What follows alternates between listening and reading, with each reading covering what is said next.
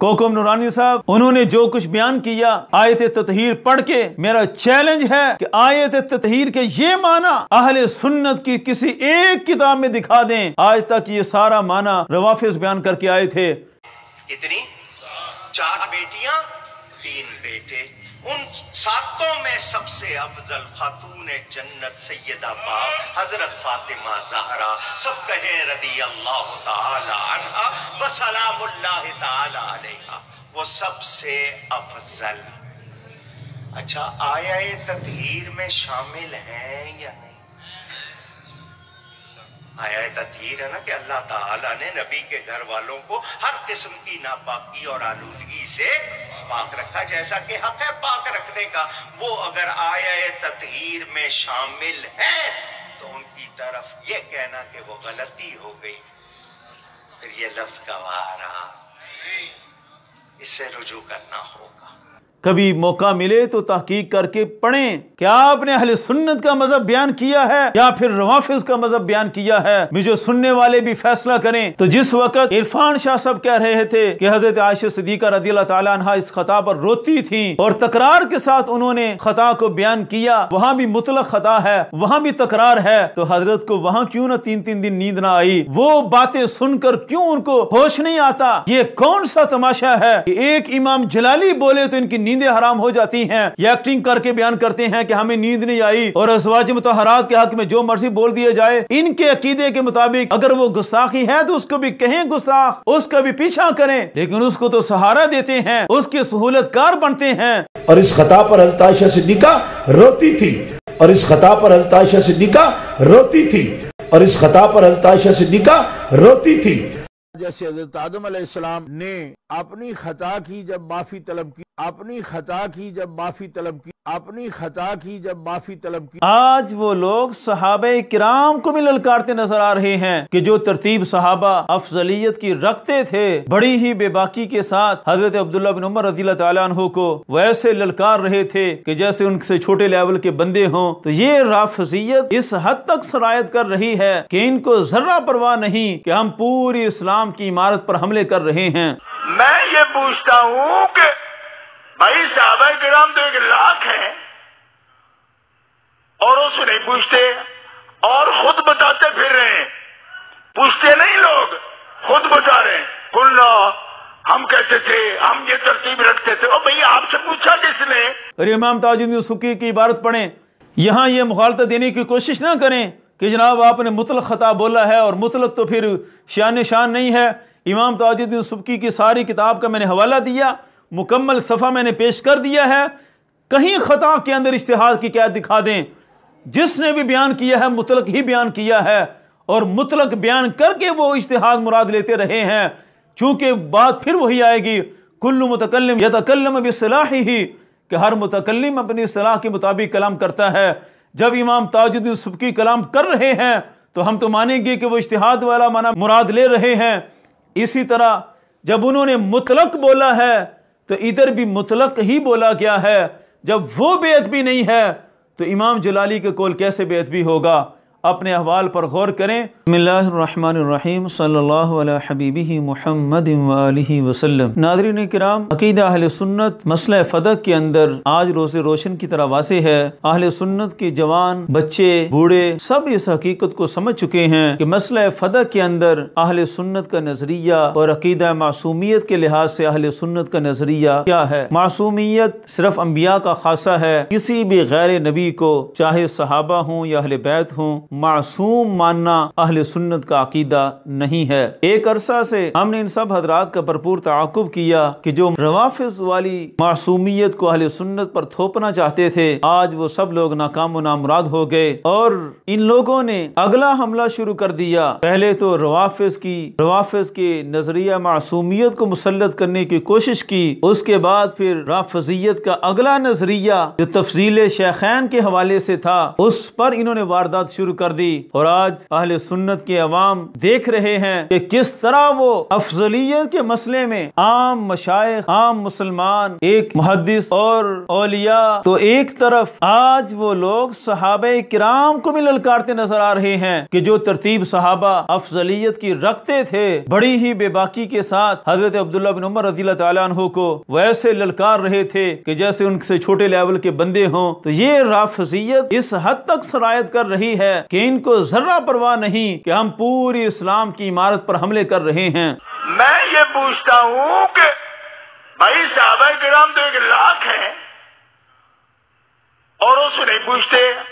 اور خود بتاتے پھر رہے ہیں، پوچھتے نہیں لوگ، خود بتا رہے ہیں. کلنا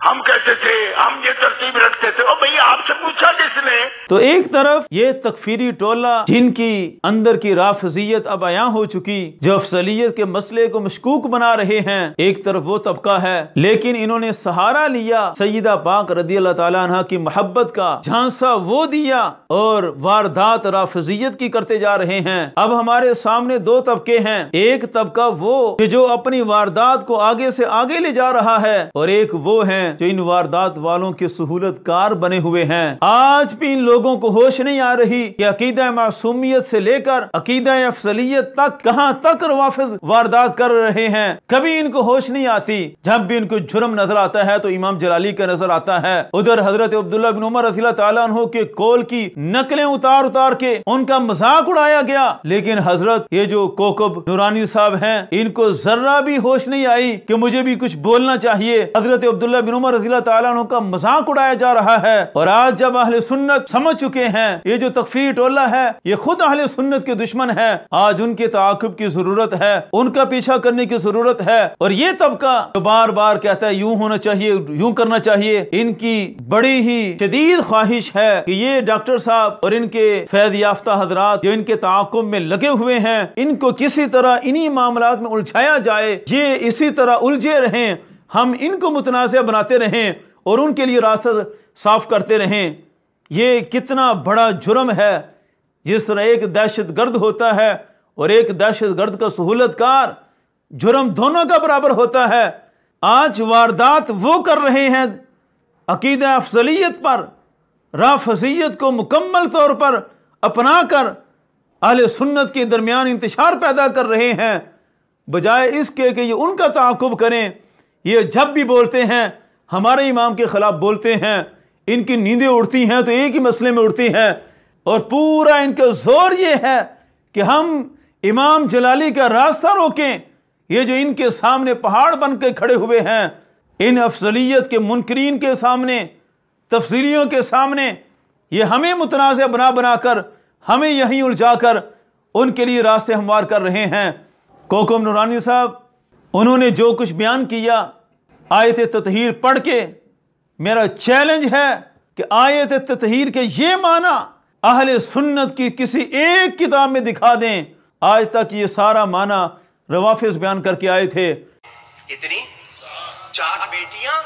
3 بیٹے. ان 7 میں سب سے افضل خاتون جنت سیدہ پاک حضرت فاطمہ زہرا، سب کہیں رضی اللہ تعالی عنہا و سلام اللہ تعالی علیہا، وہ سب سے افضل. اچھا آیا تطہیر میں شامل ہیں یا نہیں؟ آیا تطہیر ہے نا کہ اللہ تعالیٰ نے نبی کے گھر والوں کو ہر قسم کی ناپاکی اور آلودگی سے پاک رکھا، جیسا کہ حق ہے پاک رکھنے کا. وہ اگر آیا تطہیر میں شامل ہیں تو ان کی طرف یہ کہنا کہ وہ غلطی ہو گئی، پھر یہ لفظ گوارا، اس سے رجوع کرنا ہوگا. خود تاجدار گولڑا کی تصفیہ کو پڑھ کر دیکھیں، انہوں نے تو بڑا کچھ بیان کیا ہوا ہے، اور یہ بار بار ہم کہہ رہے ہیں کہ عقیدہ اہل سنت تاجدار گولڑا کی زبان میں سمجھ لیں. انہوں نے تو تصفیہ میں ایک دوسرے مقام پر مولا علی رضی اللہ تعالیٰ عنہ کی لغزشوں کو ذکر کیا ہے، اور آیت تطہیر کا یہی معنی بیان کیا کہ کچھ بھی صادر ہو جائے اللہ رب العزت معاف فرما دیتا ہے. اس پر حوالے تو بہت زیادہ ہیں، لیکن اختصار کے ساتھ صرف ایک حوالہ پیش کر کے حضرت کو دعوت اصلاح دیتا ہوں. یہ امام عشق و محبت امام تاج الدین سبکی علیہ رحمہ ان کی کتاب ہے الابہاج فی شرح المنہاج، اس میں صفحہ نمبر 408 پر آیت تطہیر کا معنی ہی بیان فرماتے ہیں۔ اس میں آپ دیکھ سکتے ہیں امام سبکی بیان فرماتے ہیں کہ قالت الشیعہ اجماع اہل البیت حجہ، شیعوں کا، روافض کا کہنا ہے کہ اہل بیت کا اجماع ہی حجت ہے۔ آگے دلیل کے طور پر یہی آیت پیش کرتے ہیں۔ امام سبکی بیان فرماتے ہیں کہ روافض اس آیت کو پڑھ کر کیا استدلال کرتے ہیں، یہ دیکھ لیں کہ وہ جب یہ آیت پڑھتے ہیں انما یرید اللہ لیذھب عنکم الرجس اہل البیت ویطہرکم تطہیرا، تو ساتھ یہ بیان کرتے ہیں فقد نفع عنہم الرجس، ان کا نظریہ یہ ہے کہ جب اللہ نے سارے رجس سے پاک کر دیا، والخطا رجس، تو خطا بھی رجس ہے، تو لہٰذا اس سے بھی پاک ہیں، فیکون منفیا عنہم۔ آگے وہ ساری حدیث کو نقل کر کے پھر آگے جواب دیتے ہیں۔ تو امام تاج الدین سبکی علیہ رحمہ روافض کا استدلال بیان کر کے اپنا جواب دیتے ہوئے کہتے ہیں فلا نسلم ان الخطا رجس، تفصیل زیادہ تھی، میں صرف اختصار سے بیان کر رہا ہوں کہ روافض کہتے آئے ہیں کہ اہل بیت جب رجس سے پاک ہیں، اللہ نے پاک کیا ہے، تو خطا سے بھی مکمل طور پر پاک ہیں، اور اہل سنت یہ بیان کرتے آئے ہیں فلا نسلم ان الخطا رجس، کہ ہم کبھی تسلیم نہیں کرتے کہ خطا بھی کوئی رجس ہے، اللہ نے رجس سے پاک کیا ہے، خطا سے پاک نہیں کیا۔ یہ ہیں امام تاج الدین سبکی، کبھی موقع ملے تو تحقیق کر کے پڑھیں کہ امام تاج الدین سبکی کا کتنا بڑا مقام ہے، کتنے بڑے عاشق تھے۔ اب میں نے یہ حوالہ پیش کر دیا، اب آپ اپنے اقوال کو ذرا خود ہی سنیں اور امام تاج الدین سبکی کا یہ صفحہ سامنے رکھیں اور فیصلہ دیں کہ آپ نے اہل سنت کا مذہب بیان کیا ہے یا پھر روافض کا مذہب بیان کیا ہے۔ مجھے سننے والے بھی فیصلہ کریں کہ امام تاج الدین سبکی کی کتاب سامنے ہے، امام تاج الدین سبکی کیا بیان کر رہے ہیں اور یہ کیا بیان کر رہے ہیں، اور پھر اگلی بات بھی واضح رہے۔ امام تاج الدین سبکی اسی صفحے پر آگے بیان کرتے ہیں وَمِنْهُمْ مَنْ أَجَابَ بِأَنَّ ظَاهِرَ الْآيَةِ فِي أَزْوَاجِهِ عَلَيْهِ السَّلَامِ لِأَنَّ مَا قَبْلَهَا وَمَا بَعْدَهَا خِطَابٌ مَعَهُنَّ، کہ اگر اس آیت سے استدلال کرنا ہی ہے تو یہ بھی واضح رہے کہ یہ آیت اولین تو ازواج کے حق میں نازل ہوئی ہے، کہ آیت کا ما قبل ما بعد سب کچھ تو ازواج مطہرات سے خطاب کیا گیا۔ تو امام تاج الدین سبکی علیہ رحمہ فرماتے ہیں یہ آیت اولین طور پر ازواج مطہرات کے حق میں نازل ہوئی ہے، اور اس پر بھی بڑی تفصیل ہے اور بہت سے محدثین نے اس کو بیان کیا ہے۔ تو اس پر میں حضرت کو یہ دعوت دینا چاہتا ہوں کہ جب یہ ازواج کے حق میں ہے اور ازواج بھی اہل بیت میں شامل ہیں، تو جس وقت عرفان شاہ صاحب کہہ رہے تھے کہ حضرت عائشہ صدیقہ رضی اللہ تعالیٰ عنہ اس خطا پر روتی تھیں اور تکرار کے ساتھ انہوں نے خطا کو بیان کیا، وہاں بھی مطلق خطا ہے، وہاں بھی تکرار ہے، تو حضرت کو وہاں کیوں نہ 3 دن نیند نہ آئی، وہ باتیں سن کر کیوں ان کو ہوش نہیں آتا؟ یہ کون سا تماشا ہے کہ ایک امام جلالی بولے تو ان کی نیندیں حرام ہو جاتی ہیں، یہ ایکٹنگ کر کے بیان کرتے ہیں کہ ہمیں نیند نہیں آئی، اور ازواج مطہرات کے حق میں جو مرضی بول دیا جائے۔ ان کے عقیدے کے مطابق اگر وہ گستاخی ہے تو اس کو بھی کہیں گستاخ، اس کا بھی پیچھا کریں، لیکن اس کو تو سہارا دیتے ہیں، اس کے سہولت کار بنتے ہیں۔ اور اس خطا پر حضرت عائشہ صدیقہ روتی تھی، اور اس خطا پر حضرت عائشہ صدیقہ روتی تھی، اور اس خطا پر حضرت عائشہ صدیقہ روتی تھی۔ جیسے حضرت آدم علیہ السلام نے اپنی خطا کی جب معافی طلب کی، اپنی خطا کی جب معافی طلب کی، اپنی خطا کی جب معافی طلب کی۔ اور امام تاج الدین سبکی کی عبارت پڑھیں، یہاں یہ مغالطہ دینے کی کوشش نہ کریں کہ جناب آپ نے مطلق خطا بولا ہے اور مطلق تو پھر شان نہیں ہے۔ امام تاج الدین سبکی کی ساری کتاب کا میں نے حوالہ دیا، مکمل صفحہ میں نے پیش کر دیا ہے، کہیں خطا کے اندر اجتہاد کی قید دکھا دیں۔ جس نے بھی بیان کیا ہے مطلق ہی بیان کیا ہے، اور مطلق بیان کر کے وہ اجتہاد مراد لیتے رہے ہیں، چونکہ بات پھر وہی آئے گی کل متکلم یتکلم باصطلاحہ، کہ ہر متکلم اپنی اصطلاح کے مطابق کلام کرتا ہے۔ جب امام تاج الدین سبکی کلام کر رہے ہیں تو ہم تو مانیں گے کہ وہ اجتہاد والا معنی مراد لے رہے ہیں۔ اسی طرح جب انہوں نے مطلق بولا ہے تو ادھر بھی مطلق ہی بولا گیا ہے۔ جب وہ بے ادبی نہیں ہے تو امام جلالی کے قول کیسے بے ادبی ہوگا؟ اپنے احوال پر غور کریں، امید ہے کچھ غور و فکر کے بعد آپ کو مسئلہ سمجھ لگ جائے گا۔ میرے محترم، آپ سوال کر رہے ہیں، میں اپنا پہلے دن کے موقف پر آج تک قائم ہوں۔ مجھے اس پر نہ کسی سے بحث کرنی ہے، نہ میں نے اس پر کسی سے، میرا کہنا یہ ہے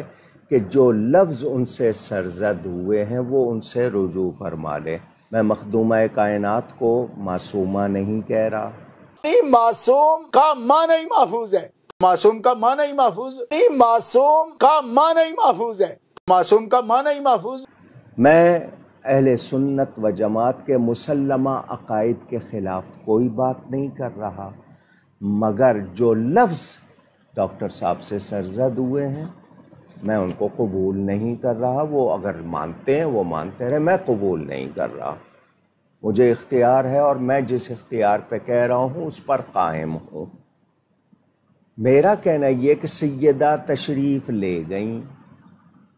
نبیوں اور رسولوں کے بعد سب سے افضل بشر سیدنا صدیق اکبر کی بارگاہ میں، وہ اس وقت خلیفہ رسول تھے، ان کی بارگاہ میں تشریف لے گئیں۔ انہوں نے جو مطالبہ کیا سیدنا صدیق اکبر نے فرمان رسول سنا دیا۔ اتنی بات کی جائے،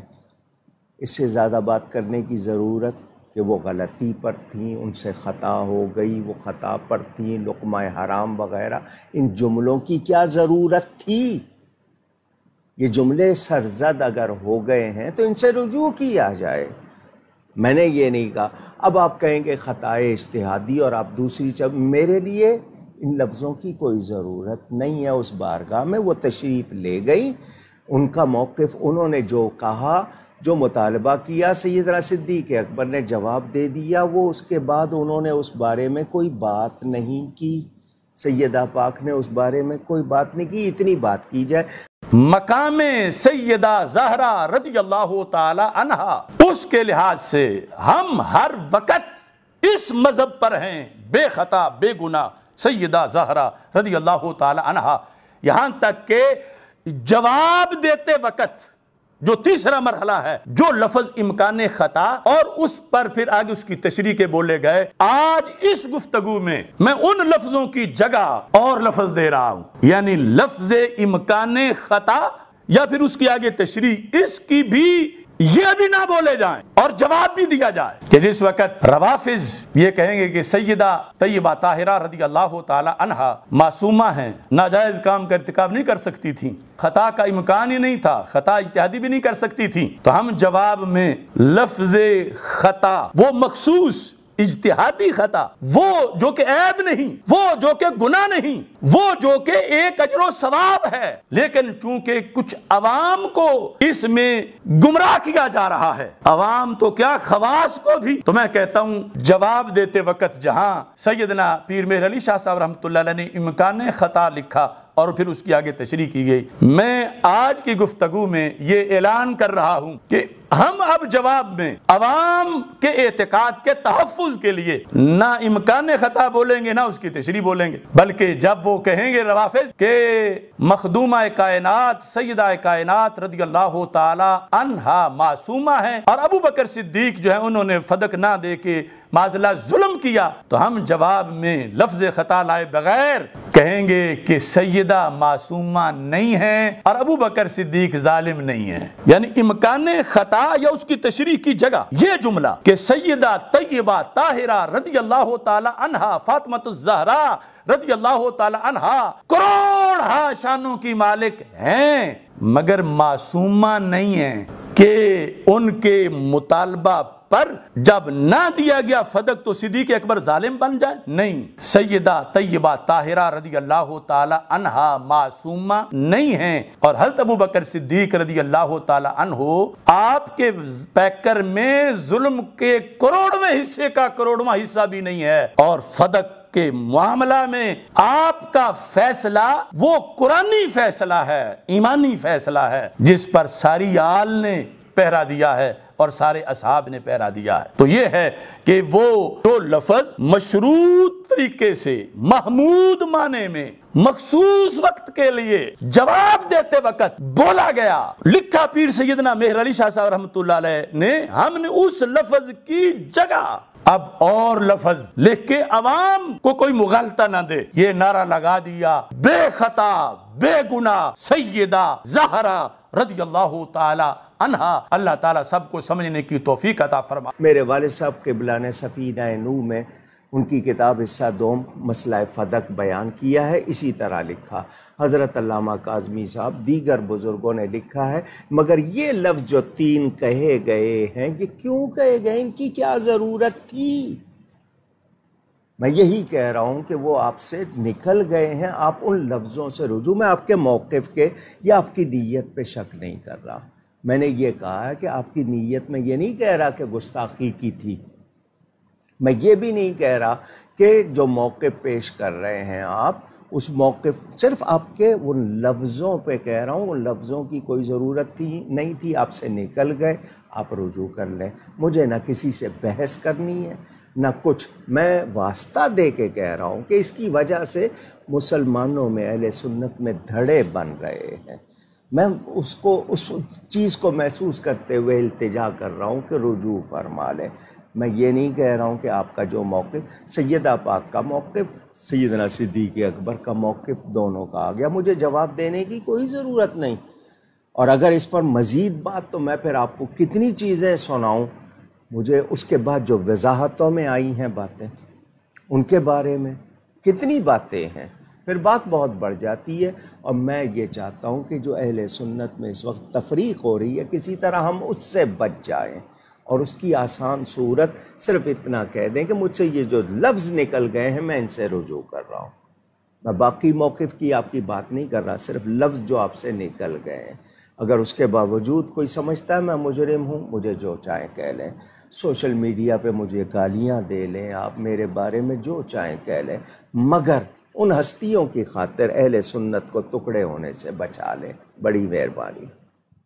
تیسری مثال میں حدیث شریف سے دیتا ہوں، اور یہ پھر ایک بار کہتا ہوں کہ اس کا یہ نہیں کہ کوئی ہمارے اس جواب والے انداز کو پھر ان کے ساتھ ملا کے تولنا شروع کر دے کہ وہاں تو یہ مطلب ہے یا یہ مطلب ہے، یہ صرف اس میں مشابہت ہم بتا رہے ہیں، مقام جدا جدا ہیں، مشابہت اس میں ہے کہ جواب دیتے وقت کی پوزیشن اور ہوتی ہے، جواب دیتے وقت جو لفظ بولے جاتے ہیں وہاں اصل مقصد اس مخالف ظالم کا رد کرنا ہے، اور اس کے نظریے کو جو وہ لفظ پیش کر رہا ہے اس کو پوری طرح کنڈیم کرنا ہے۔ اب اگر یہ مخالف ظالم اس مقام پر لفظ خطا کا استعمال کہ وہ خطا نہیں کر سکتی، تو ہم کیوں خطا کے لحاظ سے آگے سے لفظ اپنی طرف سے بولتے، نسبت کرتے؟ ہمیں کوئی ضرورت نہیں تھی، ہم کہتے کہ سنا قبول کر لیا، لیکن ضرورت کیوں پیش آئی؟ جو پیر مہر علی شاہ صاحب رحمۃ اللہ علیہ نے لکھا کہ ناجائز کام کا ارتکاب نہیں کر سکتی تھی، اب یہ مخالف جب کہہ رہا ہے تو اس کے جواب میں پیر صاحب نے تو امکان خطا کا جو لفظ بولا تو چن کے ہلکا سا بولا، وہ تو ناجائز کام کا ارتکاب جو ہے وہ لفظ جو ہے وہ بول رہے تھے، اور اس پر آگے نہیں کر سکتی ناجائز کام کا ارتکاب، تو پھر صدیق اکبر ظالم ہے۔ اب حضرت صدیق اکبر ظالم نہیں ہے، ان کے تحفظ کے لیے جو پیچھے انہوں نے آڑ بنائی ہوئی ہے اس کا اس بات کرنا لازم آ رہا تھا جواب دینے کے لیے، تو پیر صاحب نے جو ہے وہ اس کا اس بات کرنے کی بجائے اس سے ہلکا لفظ جو کہ نہ جرم ہے نہ غلطی ہے نہ صغیرہ ہے نہ کبیرہ ہے نہ سیئہ ہے، وہ لفظ جس کو فَأَخْتَى فَلَهُ أَجْرٌ جو رسول پاک صلی اللہ علیہ وسلم کے لفظ ہیں، وہ لفظ چننا ان کے جواب کی وجہ سے پڑا، اور پھر جواب جو ہے وہ دے دیا۔ اب اس میں حدیث شریف سے یہ مثال ہے کہ ہم اللہ تعالیٰ کا ذکر کرتے ہیں تو کہتے ہیں اللہ رحیم ہے، اللہ کریم ہے، اللہ ستار ہے، اللہ غفار ہے، اور اگر اسی کے ساتھ یہ کہیں اللہ آور نہیں ہے، آور کہتے ہیں کانے کو، اللہ آور نہیں ہے، تو آور ہونا ایک عیب ہے، اور نہیں ہے میں اس عیب کی سلب ہے، کوئی اس بات نہیں اللہ کے لیے عیب کا، نفی ہے اللہ تعالیٰ کی ذات سے عیب کی، مگر یہ مناسب نہیں لگتا کہ کیا ضرورت پڑی ہوئی ہے کہ یہ کہو کہ اللہ آور نہیں یعنی کانا نہیں، اس کی کیا ضرورت پڑی ہوئی ہے؟ تم کہو وہ سبحان، وہ ستار، وہ غفار، وہ رحیم، وہ کریم، وہ قدیر، وہ علیم، وہ حلیم، وہ خبیر، کیا ضرورت پڑی ہوئی ہے کہ ساتھ کہتے ہو کہ وہ آور نہیں؟ اب یہ جملہ جو میں اور آپ عمومی حالات میں بولنا نامناسب سمجھ رہے ہیں، یہ جملہ تو ہمارے آقا صلی اللہ علیہ وسلم جو کائنات کے سب سے بڑے توحید پرست ہیں، آپ نے اپنے رب کے بارے میں بولا ہے، تو پھر کیوں بولا جوابی انداز میں رد کرتے ہوئے؟ کس کا؟ دجال کا۔ اب دجال کے رد کی وقت ضرورت تھی اس کی کہ کہا جائے ان اللہ لیس بیاور، دجال کے رد کے وقت، ورنہ کہو وہ رحیم ہے، وہ کریم ہے، وہ ستار ہے، وہ غفار ہے، اور یہ ضرورت نہیں کہو ان اللہ لیس بیاور۔ لیکن جب ایک ملعون آور یہ دعویٰ کر رہا ہے کہ میں اللہ ہوں، تو رسول پاک صلی اللہ علیہ وسلم نے اپنے صحابہ کو بتایا، صحیح بخاری شریف کے اندر وہ الفاظ موجود ہیں، حدیث نمبر 7127، آور وان اللہ لیس بیاور، انہ آور، کہ دجال کانا ہوگا اور دجال کانا ہے، وَإِنَّ اللَّهَ لَيْسَ بِعَوَرٍ، اور اللہ تو آور نہیں ہے۔ اب یہ ہے کہ عام بولنے کی کوئی ضرورت نہیں ہے اس موضوع کو، لیکن یہاں ضروری ہے کہ سب سے بڑے توحید پرست نے بولا ہے، اور یہ کوئی بے ادبی نہیں ہے، کیونکہ یہاں جواب ہی تب ہو سکتا ہے کہ وہ دعوے دار ہے اللہ نے کہا اور ہے کانا، تو سرکار فرماتے ہیں انہو آور، دجال کانا ہے، وَإِنَّ اللَّهَ لَيْسَ بِعَوَرٍ، اور اللہ تو آور نہیں ہے، کانا نہیں ہے۔ اب پتہ چلا کہ یہ ویسے تو بولنے کی ضرورت نہیں تھی، لیکن اس مقام پر ضرورت پڑ گئی۔ اب اس پر کوئی اعتراض کرے تو وہ خود اپنا ایمان غارت کرے کہ سرکار نے یہ کیوں بولا تھا، نہیں بولنا چاہیے تھا۔ جو یہ کہے گا اس کا ایمان غارت ہو جائے گا، کیونکہ سرکار دو عالم صلی اللہ علیہ وسلم نے جب بولا ہے تو ضرورت کے پیش نظر بولا ہے، اور یہاں کسی طرح سے کوئی سکم یا عیب نہیں ہے، چونکہ یہ دجال کا جواب دیا جا رہا ہے۔ ہم کوئی پیر صاحب کی گفتگو کو یا اپنی تشریح کو ان مقدس کلمات سے ملا نہیں رہے، صرف اتنا بتا رہے ہیں کہ ہر وقت ہر سانس میں ہمارا یہ نظریہ ہے بے خطا بے گناہ سیدہ زہرا رضی اللہ تعالی عنہا، اور جب ہمیں جواب دینا پڑا، کاش کہ ساری امت جواب دینا کھڑی ہو جاتی کہ جب حضرت صدیق اکبر کو ظالم کہا جا رہا تھا۔ میں یہاں پہ ضرور ایڈ کروں گی کہ مجھے اکثر لوگ کہتے ہیں کہ میڈم انصاف نہیں ملتا، تو میں کہتی ہوں قیامت تک ملے گا بھی نہیں۔ وجہ ہے اس کی، بہت بڑی وجہ ہے، کیونکہ ناانصافی اور ہماری جوڈیشری کا بیڑا غرق اس دن ہو گیا تھا جس دن فاطمہ زہرا علیہ السلام انصاف لینے کے لیے دربار گئیں اور ان کو انصاف نہیں ملا، اور نعوذ باللہ ان کو جھٹلایا گیا ان کی گواہی کو، تو یہ جوڈیشری تو اس دن ہی بیڑا غرق ہو گئی تھی۔ اب میرے پہ چاہے فتویٰ لگا دیں یا جو مرضی کر دیں، آئی ڈیم کیئر۔ یہ آج جنہیں قراردادیں پیش کرنا سوجا ہوا ہے، یہ کیا اس وقت لاشیں تھے زمین پر بغیر جان کے یا زندہ تھے؟ ان سب کو جواب دینا چاہیے تھا، مگر انہوں نے نہیں دیا، اور اللہ کے فضل سے ہم نے جواب دیا، اور جواب دیتے وقت بھی ہمارا عقیدہ پھر بھی یہ تھا بے خطا بے گناہ سیدہ زہرا رضی اللہ تعالی عنہا۔ تو اب اس صورتحال میں کتنی خیانت ہے کہ مطلقاً کوئی کہے کہ جلالی صاحب تو سیدہ پاک کی طرف خطا کی نسبت کر رہے ہیں، کوئی پھر آگے مزید بے حیا ہو تو کہ خطا کار کہہ رہے ہیں۔ تو میں بول رہا ہوں اور اداروں کو کہہ رہا ہوں کہ جتنے لوگوں نے یہ لکھ کر درخواستیں دی ہیں جہاں جہاں، ان سب پر ایف آئی آر کاٹو کہ ان کمینوں نے اپنی طرف سے لکھ کر یہ دعویٰ کر دیا۔ ہمارے طرف سے تو نسبت خطا عمومی حالات میں ذکر باغ فدق میں جائز ہی نہیں، نہ ہم کرتے ہیں۔ ہم تو اس جواب کے وقت نسبت کی امکان خطا اور اس کی تشریح کی صورت میں کہ جب خطا کی نسبت نہ کر کے حضرت صدیق اکبر کو ظالم کہا جا رہا تھا، امام نے فرمایا ہم آل محمد کا یہ مزاج ہے، جو چیز ہم سے ظلمن چھین لی جائے ہم اس پہ دوبارہ اختیار اس لیے نہیں کرتے کہ کہیں ظالم کی سزا میں کمی نہ آ جائے۔ اگر ہم واپس کر دیتے تو لعنت رک جاتی، ہم اس پہ دوبارہ اختیار اس لیے نہیں کرتے کہیں ظالم کی سزا میں کمی نہ آ جائے۔ تو اب حضرت صدیق اکبر رضی اللہ تعالیٰ عنہ کو ظالم کہنا قبول کر لینا یہ چاہیے تھا کہ جواب کوئی نہ دے، ظالم کوئی کہتا ہے تو کہتا رہے، جواب کوئی نہ دے، کیونکہ جواب دینے کے لیے پہلے یہ کہنا پڑنا ہے۔ تو یہ مقام تھا کہ جو کہنا پڑ رہا ہے مجبوراً، وہ تو شریعت میں خطا اجتہادی ہے لہجہ بھر، اور وہ کوئی جرم نہیں، وہ غلطی نہیں، وہ گناہ نہیں، وہ خطا ہے جس پر کہ اجر ہے اور ثواب ہے، جس کو خطا اجتہادی کہا جاتا ہے۔ اور وہ اہل سنت کے نزدیک جو غیر معصوم ہیں ان کے لحاظ، اس نسبت کے لحاظ میں کوئی گناہ حرج ہے ہی نہیں۔